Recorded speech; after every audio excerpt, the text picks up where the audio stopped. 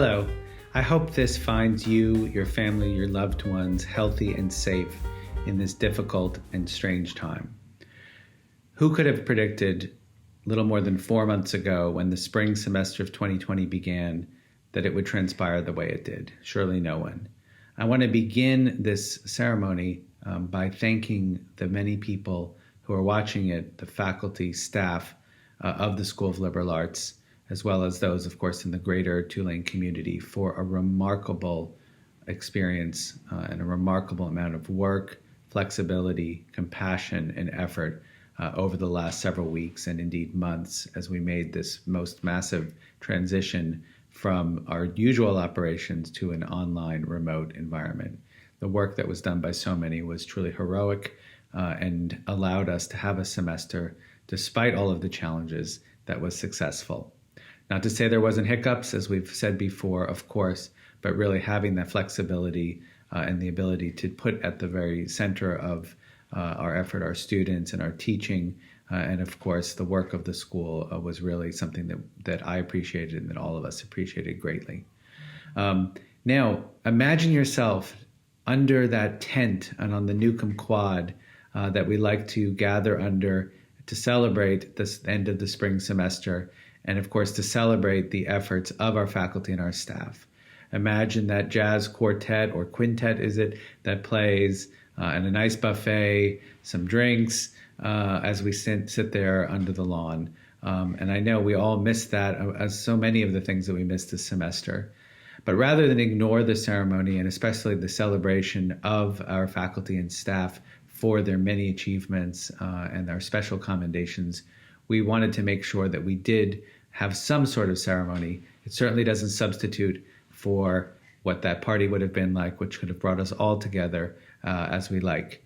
But in its place, we do want to today celebrate, award, and commemorate, in a sense, the work that so many of you have done and your achievements and your efforts over the past semester.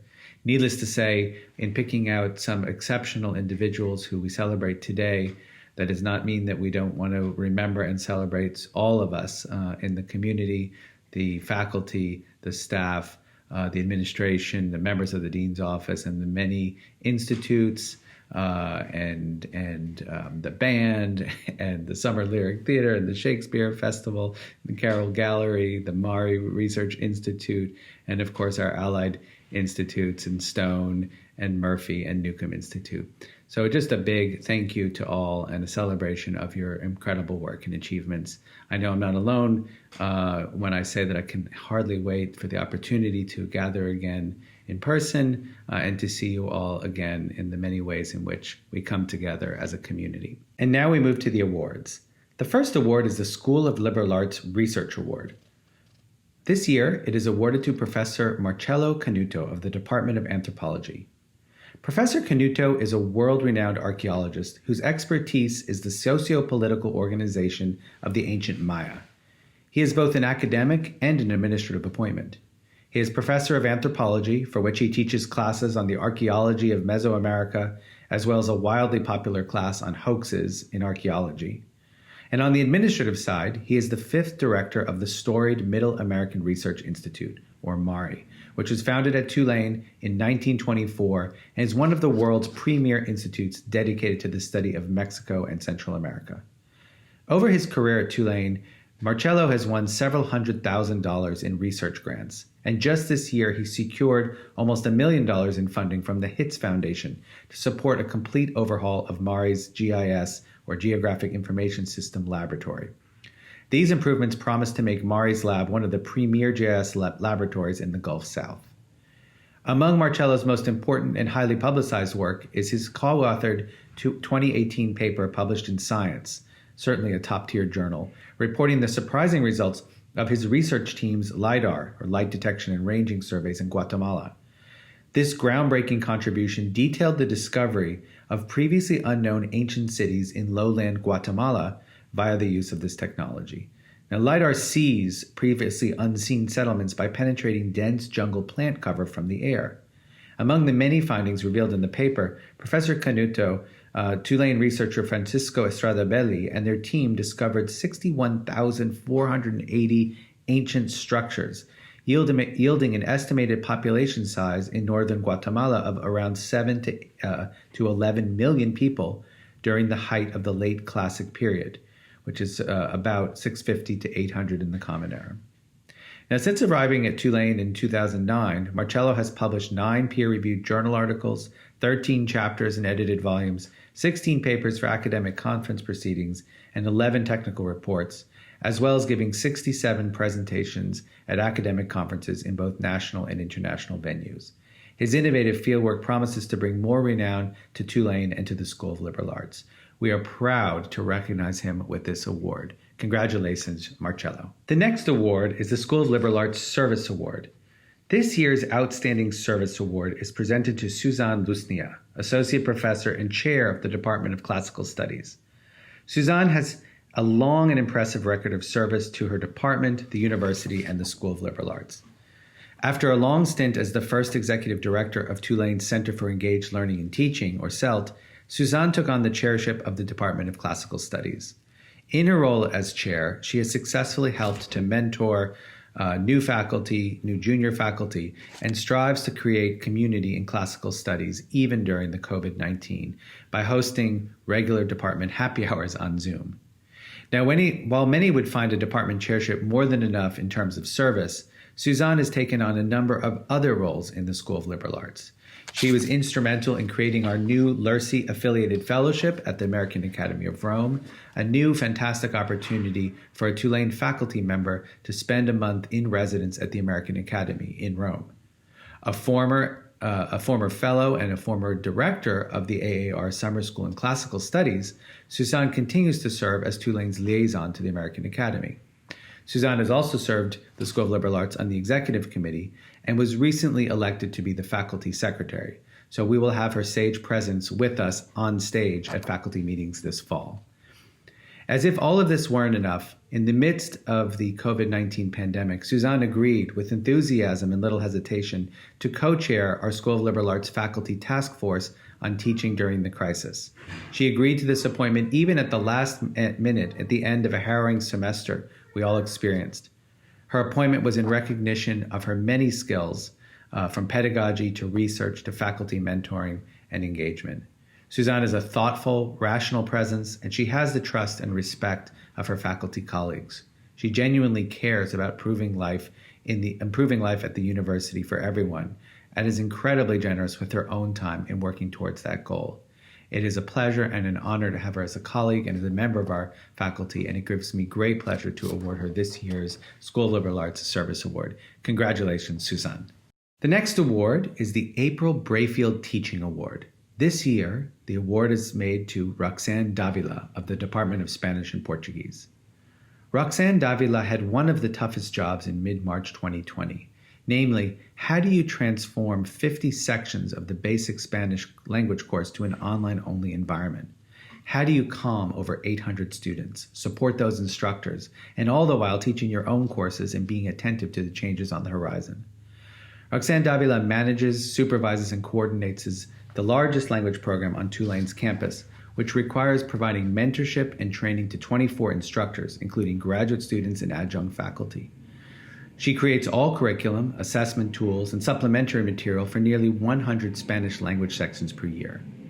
Roxanne's own teaching evaluations throughout the crisis were consistently stellar. Wrote one student, quote, "Professor Davila was extremely understanding of the stressors and challenges of the switch to online classes. She remained extremely positive and curated the class to be a time of relaxed discussion while still learning and practicing our Spanish. Also, she worked extremely hard on her reformatting and made it very clear of what was expected of us with these changes. I always looked forward to going to this online course as I knew it would be a time of passionate learning in a relaxed and supportive group," end of quote. Beyond the pandemic, Roxanne shows her clear dedication to the pedagogy and training of graduate students and adjuncts in teaching our basic language courses. She came to Tulane in 2010 and became director of the Spanish language program, the largest in the school, in 2018. She holds an undergraduate degree from Harvard and a PhD from Yale in Latin American literature. Christopher Dunn, the chair of the Department of Spanish and Portuguese, observes, quote, "Since becoming the director of the Spanish language program, Roxanne has become a true leader within our department. With the pandemic crisis, her leadership abilities have been put into high relief, with her tireless commitment to pedagogical excellence as instruction abruptly shifted to the virtual space. Roxanne, for all of your excellent work in the classroom and in training our teachers and in pedagogical methods, congratulations on being awarded the April Brakefield Teaching Award. And now our next award is the School of Liberal Arts Staff Award. It gives me great pleasure to make this award to Elizabeth Marie Reyna, or Liz as we know her, who is the winner of the 2020 SLA Staff Award. Liz came to Tulane in August 2011 as Administrative Secretary for Classical Studies. After 3 years of excellent service, she was promoted to Executive Secretary, the position she currently holds. Liz has modernized the Classical Studies Office workflow by digitizing documents and filing systems and has brought their website into the new platform. With an eye for detail, Liz keeps the faculty well informed about the budget, navigates the Concur system like a pro, and manages departmental expenses and supply needs with efficiency. She even gave faculty workspaces the Marie Kondo treatment long before that was a cool trend. Liz is responsible for the logistics and marketing of all department events, including the annual Dennis A. George's Lecture in Hellenic Culture. For these events, she has developed checklists and timelines that she revises each year as needed. Liz does more than reserve the event spaces and set up receptions. She attends the events, which means staying on campus well beyond the usual 5 p.m. end of the workday. Lecture coordinator last year, Amelia Odo, offers these remarks, quote, "On multiple occasions, I've been impressed at the positive impact that Liz has had on our speakers, who have praised her poise, her wit, her helpfulness." According to the department's nomination letter, quote, "The most important aspect of Liz's presence in our office is that she sparks joy." As Allison Emerson comments, quote, "Liz never overreacts or creates stress. Even in a high-pressure situation, she finds ways to do whatever needs to be done without any drama. She knows how to prioritize and how to separate tasks that are important from those that are not, and she facilitates the work of the faculty so we can focus on the important things." End of quote.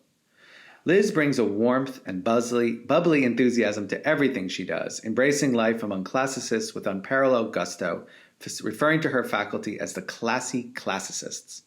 She has also made New Orleans her true home, dancing with the Mufaladas each Mardi Gras season, and I always look for her as I see them approaching in a parade. And she challenges us all to do more and be better people, especially in her work for the Cystic Fibrosis Foundation. Liz truly embodies the famous phrase from Horace's Odes, "Carpe diem," pluck the day, as she lives and works in the moment, not frustrated about what might be or has been. It gives me great pleasure to award the SLA Staff Award to Liz Reyna. Congratulations. And now it gives me great pleasure to announce the new holder of the Junior Mellon Professorship in the Humanities. We have 2 Junior Mellon professors who serve on staggered terms, and so this year we have one new holder to announce. The new holder of the Junior Mellon Professorship is Cheryl Narumi Narus of the Department of English. Professor Narus's research profile, her innovative teaching, and her commitment to the department, university, and field make her an obvious choice for this award. Professor Narus specializes in Anglophone literatures with a focus on Southeast Asia and the Pacific Islands, as well as the Asian diaspora. Her work examines literary and cultural production within the context of late capitalism and postcolonialism, yoking together theoretical, historical, and literary discourses. Her cutting-edge work extends the boundaries and borders of postcolonial studies to consider advanced capitalist regions like Singapore and Southeast Asia more broadly, a move that leads to an important rethinking of postcolonialism in the context of late capitalism. When Professor Narus arrived at Tulane in 2017, she had already made significant contributions to her field in articles on such topics as Singapore and identity in the film Perth, Singapore as a corporate nation, and neoliberal subject formation in Hui Hui's Hatan's Mammon Incorporated. Since arriving at Tulane, she has co-edited a special issue of Social Text Online called Global Asia, Critical Aesthetics and Alternative Globalities, and a special issue of Ariel called Literature and Postcolonial Capitalism. Professor Narus thus provides forums not only for her own work, but the work of other up-and-coming scholars in her field. In addition to these projects, she has published on Gopo Sang's If We Dream Too Long, Lydia Kwa's Pulse, the novels of Maxine Hong Kingston, Naguib Mahfouz, and Chitra Banerjee Divakaruni, and on topics like Asian American transnationalism and other areas in postcolonial and diasporic Asian studies. Professor Narus is currently nearing the completion of what promises to be a groundbreaking monograph, Post-Colonial Capitalism, Setting Singapore as Global Asia, an intense and rigorous examination and engagement with post-colonial theory in light of literary and cultural production in the advanced capitalist settings of Singapore and the Singaporean diaspora. What Professor Narus pulls together in this work is a complex process of neoliberal nationalist incorporation as manifested in and questioned by recent Singaporean novels and films. The work has important implications for Asian studies, post-colonial theory, analyses of neoliberal capitalism and theories of nationhood, and the rethinking of the literary canon itself. Moreover, Professor Narus is a significant force in her field and subfield. Based on her publications and numerous conference proceedings, Professor Narus currently serves as the Southeast Asia Section Review Editor for the year's work in English Studies. This appointment is indicative of Narus's visibility in her field. She is also a founding member of the MLA's Southeast Asian and Southeast Asian Diasporic Comparative Literature and Cultural Studies Forum, and currently serves on its executive committee. Of special note is Professor Narus's contribution in the larger field of literary studies. She did extremely important work in restructuring the MLA's Delegate Assembly and as chair of the Delegate Assembly's organizing committee. Her leadership is described by MLA Executive Director Paula Krebs as transformative and extraordinary. Professor Narus brings the same energy and insight to her teaching and service at Tulane. In just 3 years, she has served on the department's executive committee, on a creative writing events committee, and on a POP search committee, on a committee to rethink the major, on the department's strategic planning committee, and on and on and on. But such a list does not capture the many incidental contributions Professor Narus makes to the direction of the department in meetings and informal conversations. And Professor Narus is a superb teacher. In her courses, Professor Narus brings an innovative research agenda to Tulane students, challenging them to rethink their understanding of Asia and the Asian diaspora, the innate goodness of the free market, and American exceptionalism. A leader in her field and a generous, insightful colleague, Professor Cheryl Narumi Narus is the ideal candidate for the Junior Mellon Professorship in the Humanities, and we send her our very most hearty congratulations. And now it is a tremendous pleasure and honor to name and announce the new holder of our Andrew W. Mellon Professor in the Humanities, and that is Professor Jessamine Ward of the Department of English. Jessamine Ward is a writer, novelist, and professor of English who joined the Tulane faculty in 2014. She is, among many other honors, the first woman to win 2 National Book Awards for fiction. A native of DeLisle, Mississippi, Professor Ward was the first in her family to attend college. In 2005, she was stranded in a farm field with her family after the floodwaters of Hurricane Katrina destroyed their DeLisle home. This experience informed Ward's first novel, Where the Line Bleeds. Though it would win multiple awards and acclaim, including an Essence magazine book club selection, the novel was rejected numerous times by publishers, causing Ward to consider giving up writing to enroll in a nursing program. But in one of those most inspiring stories that will live on in literary history, she persisted, and the rest, as we say, is literary history in the writing. After Where the Line Bleeds, Professor Ward published 5 more works, including Salvage the Bones, which in 2011 was a National Book Award winner. In 2013, her book Men We Reaped was on the shortlist for the National Book Critics Circle Award for autobiography. The New York Times named it one of the best 50 memoirs of the last 50 years. In 2016, the American Academy of Arts and Letters selected Professor Ward for the Strauss Living Writer Award. In 2017, her novel Sing, Unburied Sing won the Ansfield Wolf Book Award and the National Book Award. The New York Times, the Washington Post, and Time magazine all picked it as one of the best books of the year. In 2017, Professor Ward was a recipient of a MacArthur Fellowship, commonly known as a Genius Grant from the John D. and Catherine T. MacArthur Foundation. Professor Ward was named by Time magazine to the Time 100 in 2018, an annual list of the most influential people in the world. Her latest book, Navigate Your Stars, is based on her speech at Tulane's commencement in 2018. Persistence is one of the themes of the book, as Ward shares the story of her experience as a Southern Black woman and all of the challenges she and her family faced and later overcame with tenacity and determination. Quote, "Weather the setbacks until you meet the gatekeeper who will open a door for you," she writes. "Sometimes," she continues, "you are 20 when you stumble upon an open doorway. Sometimes you are 30. Sometimes you are 40 or 50 or 60. I remembered this when I felt like giving up, when I thought I'd pack all my notebooks and stories into plastic bins and put them away, when I thought I would resign them to the recycling bin." End of quote. We are tremendously proud to have Jessamine Ward on our faculty, and it gives us tremendous pleasure and honor to name her the Andrew W. Mellon Professor in the Humanities. Congratulations, Jessamine. And our next award is a new award. We are pleased to establish a new relationship with the American Academy in Rome, which allows us to select a faculty fellow to spend a month's residency at the Academy.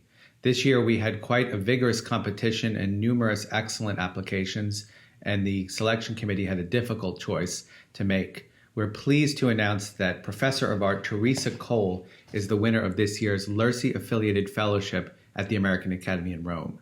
Teresa will spend a month in residence at the Academy working on a new printmaking project based on the intricate patterns and vibrant colors found in the medieval mosaic floors created by the Cosmati brothers. To inspire her new work, she will study the mosaic floors and patterned columns in buildings like the Pantheon and the Church of Santa Maria in Trastevere. We're pleased to send Teresa to this wonderful opportunity where she will also have the opportunity to mingle and be in conversation with the other fellows at the American Academy simultaneously in residence. And congratulations to Teresa Cole. This year, the School of Liberal Arts was pleased to establish new research awards for tenure-line faculty. This award allows faculty to propose projects for grants to advance their research and creative endeavors. I will list the faculty who won the years over the 2019-2020 competition alphabetically, and then with their department and the title or description of their project. The winners are Yeet Akin of the Department of History for a project entitled After the Empire, Before the Nation, Post-War Peace, Sectarian Conflict, and the End of the Ottoman Empire. Patrick Button of the Department of Economics for his research on the health of transgender and gender nonconforming populations. Maxwell Delaney of the Newcomb Music Department for his work with Ensemble Linnea's premiere performance of Limina, both in New Orleans and in Europe. Alison Emerson of the Department of Classics for her excavation at the Roman site of Faleri Novi. Annie Laurie Erickson of the Newcomb Art Department for a project entitled Slow Light. Guadalupe Garcia of the Department of History for a project on Black urban space and colonial logic in 19th century Havana. Leslie Geddes of the Newcomb Art Department for a project entitled Weapons of Atlas, the Art and Science of Early Modern Cartography, 1580 to 1650. Benjamin Hahn of the Department of Communication for a project entitled Fantasies of Modernity, South Korean TV Dramas in Latin America. Catherine Jack of the Department of Anthropology for a project entitled What Does Dominance Smell Like? The Role of Olfactory Communication in the Expression and Maintenance of Male Dimorphism in White-Faced Capuchins. Kevin Jones of the Department of the Newcomb Art Department for a project entitled Décollage, a Solo Art Exhibition. Aaron Kepler of the Department of English for work investigating the work of Narcissa Rosemeyer. Cheryl Narumi Narus for the Department of English for a project entitled Postcolonial Capitalism, Setting Singapore as Global Asia. Leslie Scott of the Department of Theater and Dance for a project entitled Remnants. John Verano of the Department of Anthropology for excavation and analysis of a rare sample of late pre-contact and early colonial period burials in Peru. Engi Ziadan for the Department of Economics, a project on opioid use, misuse, and state prescription opioid policy. And finally, I would like to announce winners of Lurcy grants over the course of 2019-2020. Daniel Burston of Cognitive Studies Program. Claudia Chavez Orgeles of the Department of Anthropology. Mike Kaczynski of the Department of English. Laura McKinney of the Department of Sociology. Tatsuya Murakami of the Department of Anthropology. Stephanie Porras of the Newcomb Art Department, and Juana Sabo of the Department of French and Italian, and finally Dale Sugar, Department of Spanish and Portuguese. Congratulations to the winner of Lurcy grants. And we've come to the end of our awards ceremony. Thank you for staying with us this long. Imagine again that we are under that fabulous tent and the music begins again and we go back for dessert or another refreshment and a chance to see each other and wish each other a good summer. It's not the same to do this from afar, but just imagining those times and looking forward to those times in the future where we'll be back together again gives us some sustenance. Obviously, the School of Liberal Arts is a great community, in some ways beyond all else. And the teaching, the research are a central part of our mission, but the camaraderie, the collegiality, and really the spirit and compassion of those who work together so beautifully is what drives many of us. So I hope in the coming weeks and months ahead of the summer, you're able to find ways and opportunities to relax, to refresh, to take some downtime, some needed downtime, as we look forward to the moments when we can be back together again and in our shared enterprise together. So thank you for joining me. Thanks to my colleagues for putting together this unusual celebration, and have a wonderful summer break.